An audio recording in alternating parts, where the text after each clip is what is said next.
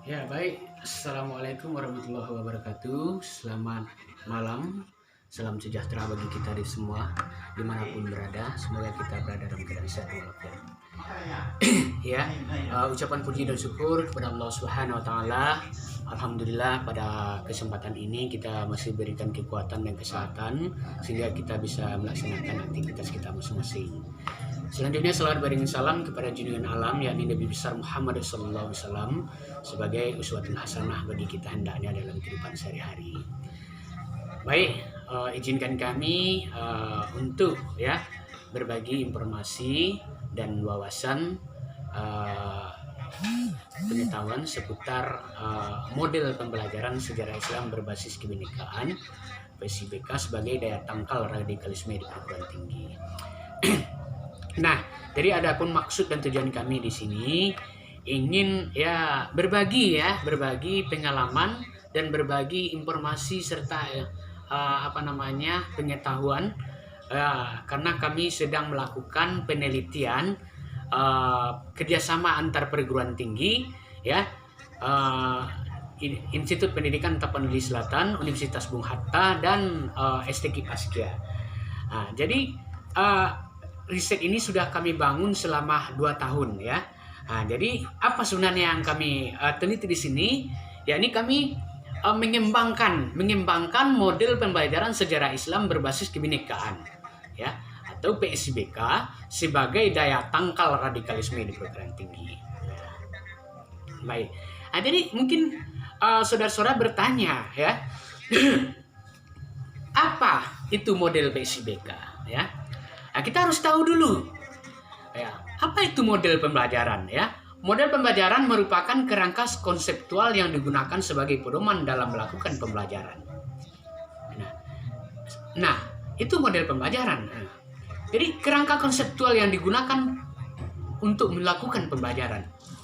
Nah, jadi model PSIBK apa sebenarnya? Ya, model PSIBK merupakan kerangka konseptual yang dibangun sebagai pedoman dalam melakukan pembelajaran sejarah Islam berbasis kebinekaan sebagai daya tangkal radikalisme di perguruan tinggi. Nah, dalam model ini memiliki sintak atau langkah-langkah operasional ya. Yang pertama itu pengantar perkuliahan. Yang kedua, pengorganisasian mahasiswa untuk berbagi inspirasi. Yang ketiga, pengorganisasian kelompok heterogen. Dan yang keempat, presentasi dan diskusi kelompok. Yang kelima, refleksi. Dan yang keenam terakhir, latihan atau kuis. Nah, apa sih uniknya? Apa sih pentingnya model ini ya? Nah, itu makanya kami tadi sudah jelaskan dari awal bahwa untuk berbagi pengetahuan ya, karena kami sudah melakukan pengembangan model pembelajaran sejarah Islam berbasis kebinekaan ini. Nah, karena sebelumnya lebih cenderung model-model atau metode yang kita lakukan di perguruan tinggi, khususnya bagi dosen, itu lebih lebih monoton dan mungkin menjadi kurang menarik ya. Nah, jadi apa sebenarnya karakteristik dari model PSIBK ini ya? Kita lihat yang pertama dari unsur materi ya. Ya, materi yang dari model PSIBK ini materinya integratif. Apa maksudnya? Ya, di materi dalam pembelajaran sejarah Islam ini diintegrasikan antara contoh praktik toleransi dalam kehidupan mulai dari era munculnya Islam, tumbuh dan berkembangnya hingga mencapai kejayaan Islam itu sendiri ya. Hingga sampai zaman kontemporer sekarang ya. Nah, semua nilai-nilai itu dituangkan ya dan ditekankan tentang nilai-nilai kebinekaan dan toleransi sebagai daya tangkal radikalisme. Jadi intisari dari materi yang integratif itu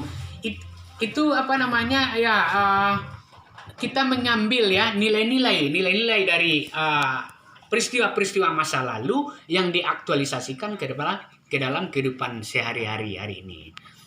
Yang kedua, metode ya, metode interaktif. Artinya metode yang digunakan dalam menerapkan metode ini dalam pembelajaran oleh dosen bersifat interaktif. Ya, baik antara dosen dan mahasiswa juga antara mahasiswa dan mahasiswa yang melahirkan pembelajaran yang menyenangkan dan inspiratif. Nah, selanjutnya kita lihat dari unsur media ya. Nah, media dalam model PSIBK ini medianya inovatif ya. Artinya media yang digunakan dalam perkuliahan memiliki nilai-nilai kebaharuan ya, serta melahirkan kreativitas mahasiswa dalam menciptakan berbagai jenis media kreatif ya. Yang keempat, yang terakhir, evaluasi komprehensif ya. Artinya penilaian dalam pembelajaran mencakup penilaian sikap, pengetahuan, keterampilan, didukung oleh asesmen penilaian sehingga proses dan hasil belajar diperoleh secara holistis dan akurat. Nah, kita lihat dari sisi tujuan ya. Nah, jadi secara umum maupun secara khusus kami akan sampaikan di sini apa sebenarnya tujuan model PSIBK ini dikembangkan ya.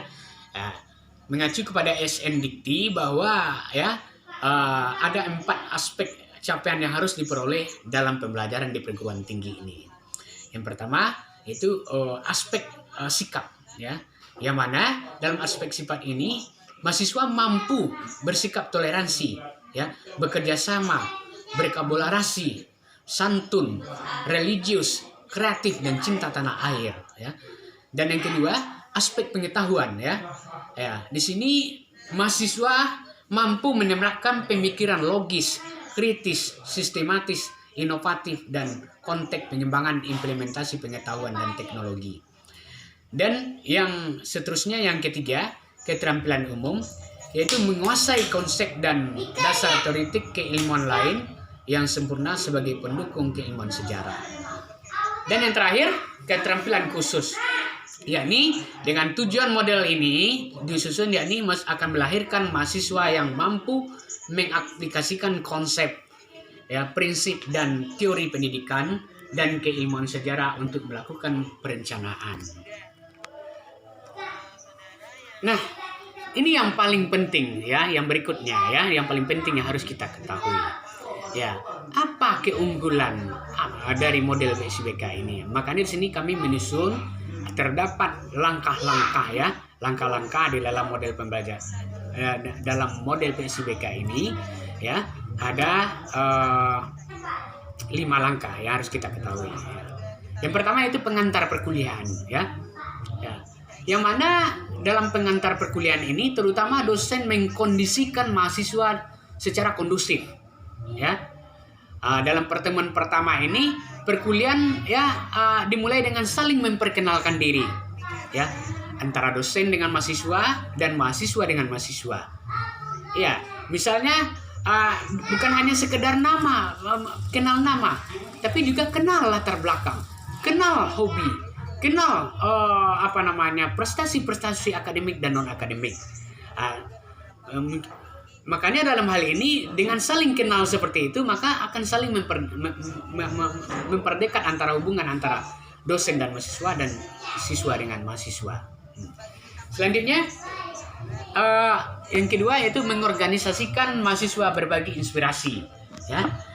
Yang mana di sini dosen memberikan kesempatan kepada mahasiswa dalam durasi singkat maksimal 7 menit ya, tiap tampilan dalam setiap pertemuan untuk berbagi inspirasi, misalnya tentang tema indahnya keberagaman dan mulianya toleransi. Nah, jadi itu yang kedua. Yang selanjutnya yang ketiga, mengorganisasikan kelompok heterogen. Yang mana di sini dosen mendiskusikan bersama mahasiswa bagaimana cara membentuk kelompok belajar yang produktif dan menyenangkan.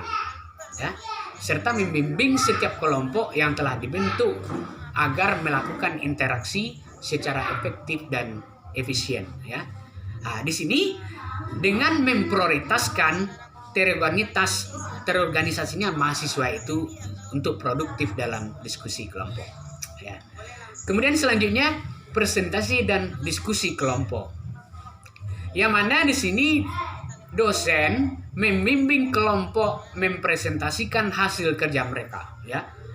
Dosen membimbing mahasiswa agar mempresentasikan hasil kerja mereka ya. Presentasi ini dibatasi, ini waktunya selama 15 menit ya. Tiap kelompok tampil sudah menyepakati kelompok mana yang menjadi moderator dan menjadi notulen dan seterusnya menjadi presenter. Dan yang terakhir ya, refleksi dan diskusi. Pada kegiatan ini dilakukan refleksi terhadap diskusi kelompok ya.